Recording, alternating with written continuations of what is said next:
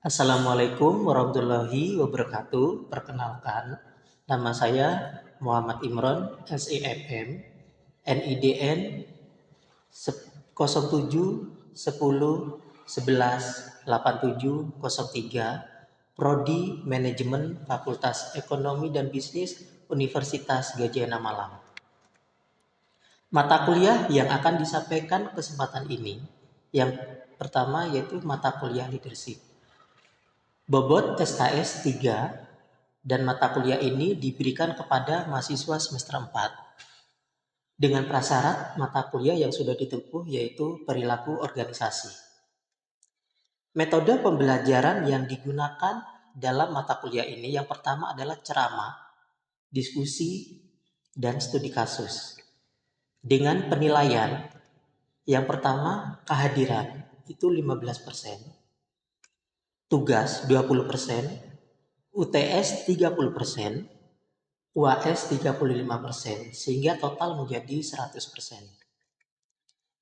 Untuk capaian pembelajaran di mata kuliah leadership ini, yang pertama, memahami konsep dasar kepemimpinan, teori kepemimpinan dan pemberdayaannya dalam manajemen.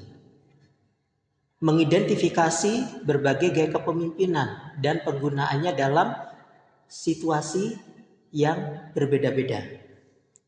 Menganalisis faktor-faktor kepemimpinan yang mempengaruhi efektivitas kepemimpinan dalam organisasi. Membangun kesadaran diri terhadap kekuatan dan kelemahan pribadi dalam kepemimpinan.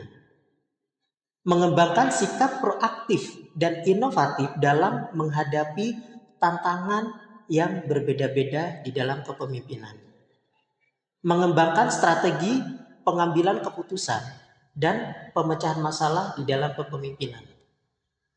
Mempraktikkan keterampilan negosiasi dalam manajemen konflik dalam situasi kepemimpinan. Agar capaian mata kuliah ini tercapai, maka materi yang disampaikan yang pertama tentang konsep dasar kepemimpinan, teori-teori kepemimpinan, gaya dan tipe kepemimpinan, kepemimpinan dalam organisasi, kecerdasan emosional dalam kepemimpinan, kepemimpinan etis dan berintegritas, kepemimpinan di era globalisasi dan digital, kepemimpinan dan efektivitas organisasi. Berikutnya, pembahasan diskusi kasus kepemimpinan berorientasi dengan kepuasan kerja. Yang kedua, studi kasus kepemimpinan berorientasi dengan kinerja pegawai. Yang berikutnya, studi kasus kepemimpinan berorientasi dengan motivasi kerja.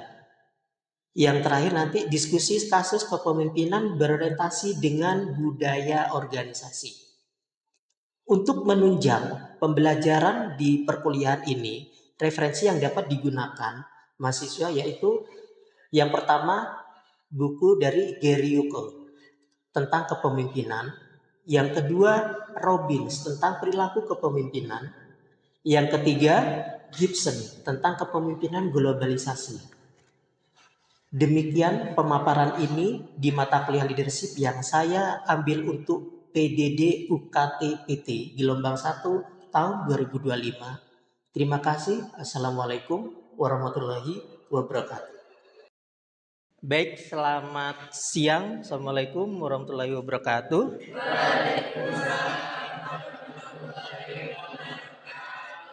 Gimana kabar Anda semua, sehat? Baik, saudara sekalian, karena ini sudah merupakan pertemuan kedua ya tentang materi leadership atau kepemimpinan yang semula pertemuan pertama kita sudah membahas tentang RPS ya.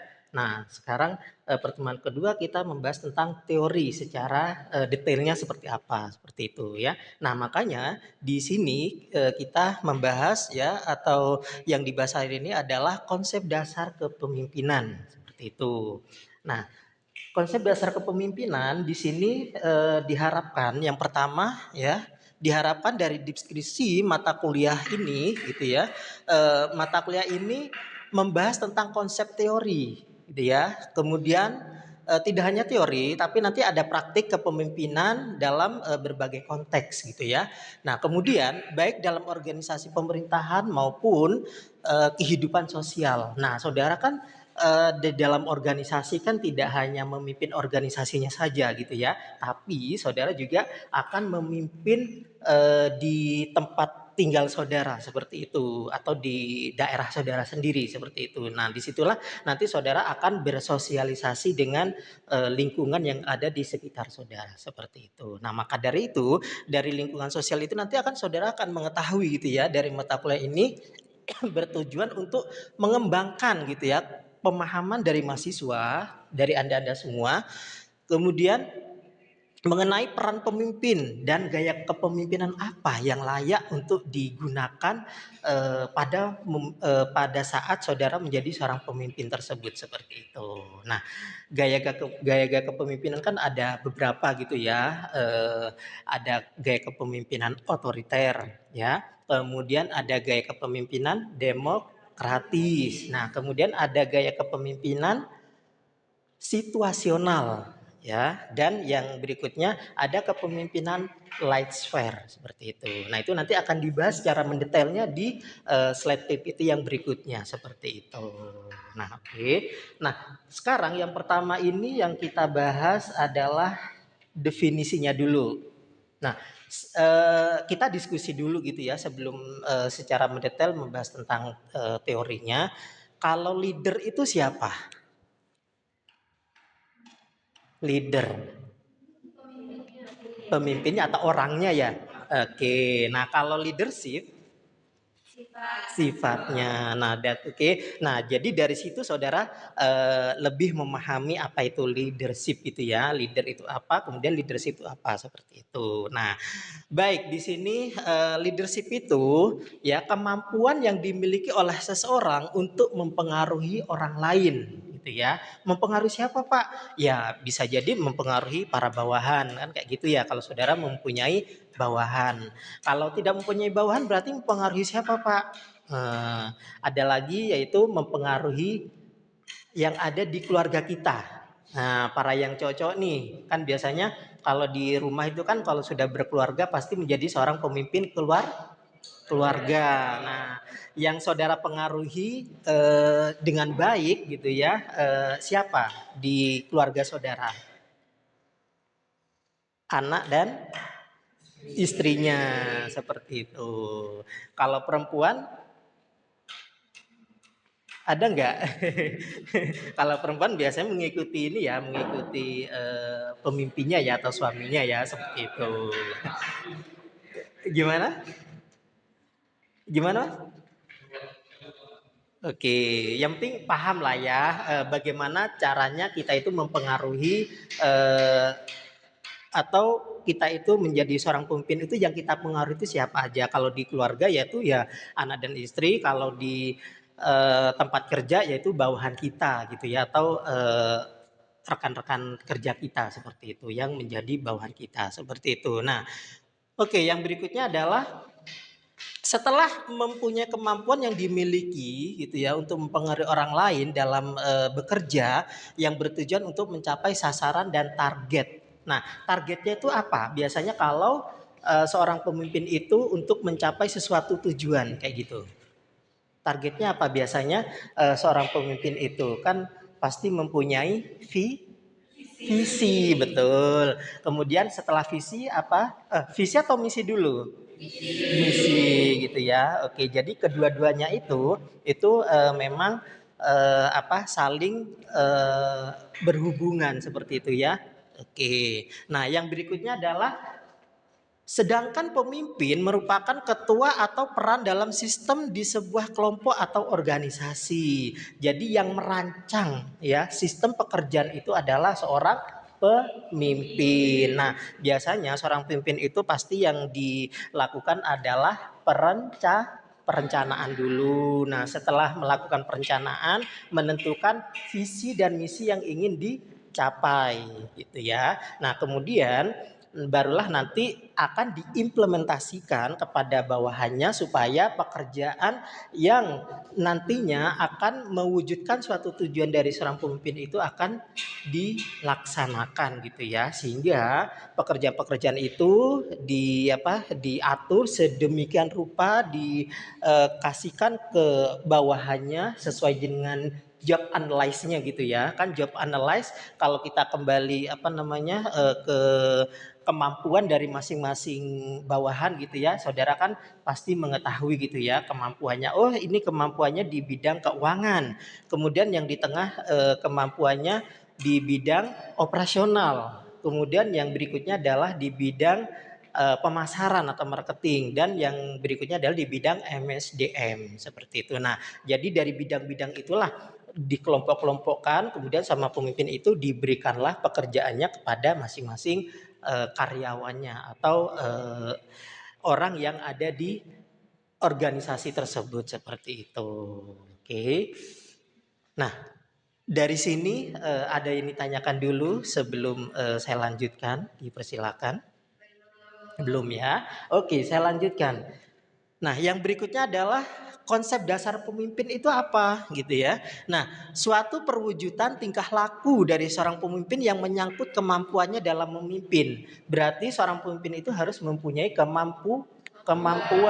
Nah, kemampuannya apa aja tadi? Yang pertama adalah mempunyai visi dan misi gitu ya. Selain itu dia harus percaya diri, kemudian pandai berkomunikasi, kemudian bisa membimbing para bawahannya kayak gitu ya. Nah, dengan kemampuan-kemampuan yang dimiliki seperti itu, maka dia akan bisa menyelesaikan gitu ya, menyelesaikan suatu pekerjaannya yang nantinya dari pekerjaan itu akan dicapai seperti itu.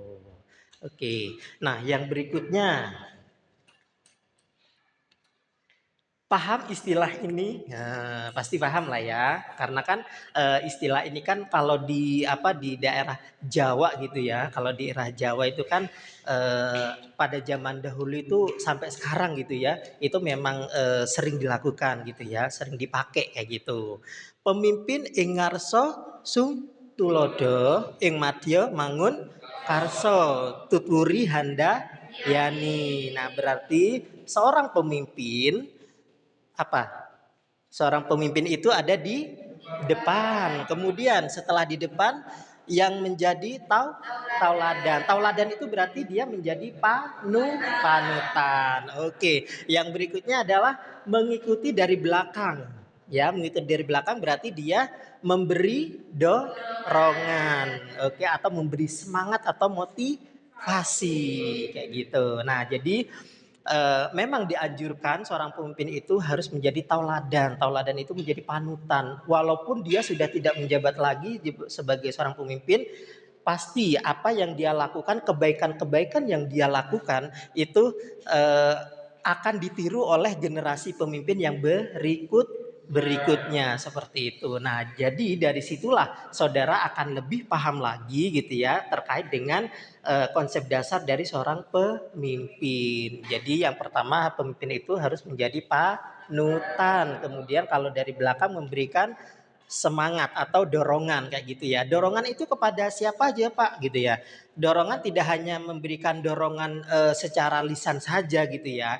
Yang namanya motivasi itu kan kita kalau motivasi secara lisan aja kan terkadang masih kurang kan kayak gitu ya. Oke, nah biasanya pemimpin itu harus memberikan dorongan motivasinya itu dengan sesuatu yang mungkin disenangi oleh para karyawannya kayak gitu. Biasanya karyawan suka nggak dikasih bonus sama atasan? Suka ya, pasti. Karena itu yang diidam-idamkan lah gitu ya. Oke, apalagi ada karyawan yang berprestasi. Nah, kalau ada karyawan berprestasi pasti dia akan menerima yang namanya penghargaan. Betul sekali. Nah, penghargaan itu ada apa saja gitu ya. Ada penghargaan berupa finansial dan juga non finansial kayak gitu. Kalau yang berupa finansial itu apa? Uang. Iya, uang ya. Ada tambahan gitu loh ya, ada insentif. Kalau yang iya ada tips-tips juga. Nah, itu yang merupakan finansial gitu ya. Kalau yang non finansial, kalian finansial apa? Promosi jabatan, betul sekali ya. Jadi promosi jabatan itu memang setiap orang itu mengidam-idamkan juga gitu ya, karena akan menentukan nasib diri sendiri. Ya kan? Masa iya sih saudara mau posisinya di staf aja, kan nggak mungkin ya. Pasti pengen naik eh, jabatan gitu ya, menjadi apa, supervisor gitu ya kalau di perusahaan oke, di perusahaan swasta gitu ya. Oke, kalau di pemerintahan biasanya mau menaik jabatan apa? Kalau di pemerintahan itu kan ada apa, jabatannya kan ada kasih gitu ya. Kasih-kasih itu ibaratnya kepala bidang kayak gitu tuh. Ya, kepala bidang, kemudian ada banyak gitu ya jabatan-jabatan, tapi jabatan-jabatan itu bisa diperoleh oleh masing-masing karyawan yang ingin naik jabatan asalkan memenuhi syarat. Ya, syaratnya apa? Ya, dia harus minimal gitu ya, minimal mengabdinya contoh 5 tahun kan kayak gitu. Kemudian dia juga sudah mengikuti apa saja, mengikuti pelatihan-pelatihan gitu ya, kemudian mengumpulkan berkas-berkas kan kayak gitu ya, berkas-berkas yang penting kayak gitu, kayak SK kayak gitu ya, kemudian kayak surat tugas kayak gitu. Nah, disitulah yang harus dipersiapkan oleh karyawan yang mau nantinya akan naik jabatan seperti itu. Oke, dari sini ada yang tanyakan dulu, dipersilakan. Bisa dipahami ya? Oke, baik. Kalau sudah kalau bisa dipahami, saya lanjutkan. Nah, oke. Di sini kan saudara penjelasan yang di depan ini itu tujuan dasar kepemimpinan gitu ya. Nah, tujuan dasar kepemimpinan di sini itu ada beberapa ya. Yang pertama yaitu mampu mendefinisikan kepemimpinan ya. Kepemimpinan apa di sini? Kepemimpinan yang menjelaskan gitu ya tentang persamaan kepemimpinan dari manajemennya kayak gitu. Nah, disitulah saudara harus tahu gitu ya manajemen apa aja yang digunakan seperti itu. Nah, kemudian yang kedua adalah saudara di sini harus memahami tentang model atau gaya kepemimpinan yang digunakan. Nah, kayak gitu ya. Jadi model gaya kepemimpinan yang digunakan itu nanti dilihat dari situasi dan kondisi seperti itu. Nah, jadi situasi dan kondisi itu nanti tatkala biasanya kalau karyawan kan ada konflik ya kan? Pasti ya. Ada nggak sih? Pasti ada ya. Konflik antar pribadi atau konflik dengan teman kayak gitu ya. Ya, disitulah bagaimana nanti seorang pemimpin itu menggunakan gaya kepemimpinan yang mana untuk mengatasi konflik tersebut supaya ada jalan keluar gitu ya. Sehingga nanti jalan keluar itu nanti bisa menyelesaikan permasalahan tersebut seperti itu. Nah, dari situlah saudara harus memahami gaya kepemimpinan apa nanti yang menurut saudara, kalau saudara nanti menjadi seorang pemimpin itu yang layak untuk digunakan menyelesaikan permasalahan-permasalahan itu ya. Seperti itu. Oke. Nah, yang terakhir di sini adalah memahami kepemimpinan yang karismatik ya, yang menjadi panutan. Bagaimana sih caranya menjadi pemimpin yang menjadi tauladan gitu ya atau panutan ya? Berarti saudara harus mempunyai kinerja-kinerja yang baik, yang bagus gitu ya, yang bisa mendorong, yang bisa membuat senang para karyawan gitu ya, bukan malah sebaliknya saudara menjadi kesan tidak mengenakan kepada karyawan, kan kurang bagus juga ya. Jadi harus memberikan kenangan yang baik atau pekerjaan yang baik yang bisa ditiru seperti itu ya. Oke, dari sini ada yang tanyakan, dipersilakan. Bisa dipahami ya. Oke, nah baik saudara, untuk pertemuan hari ini gitu ya dicukupkan sekian. Tapi di sini tetap ya, kalau pertemuan dengan saya dengan mata kuliah ini pasti ada yang namanya oleh-olehnya adalah atau dikatakan tugas ya. Oke, nah tugas saudara di sini adalah saudara eh, mencari gitu ya, mencari, silakan dicatat boleh ya.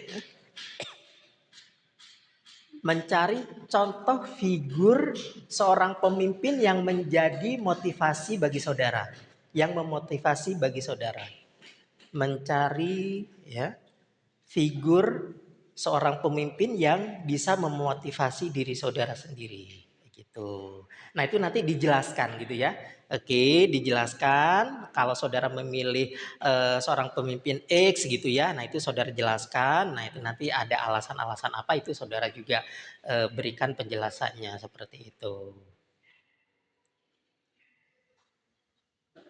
Nah, oke. Nah, itu saja ya tugas yang saudara kerjakan gitu ya. Dan nanti kita akan bertemu di berikutnya gitu ya. Dan akhir kata semoga bermanfaat ilmu yang sudah dipelajari hari ini.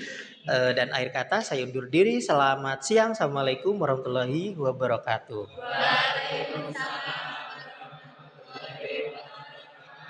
Oke, terima kasih. Ya, sama-sama.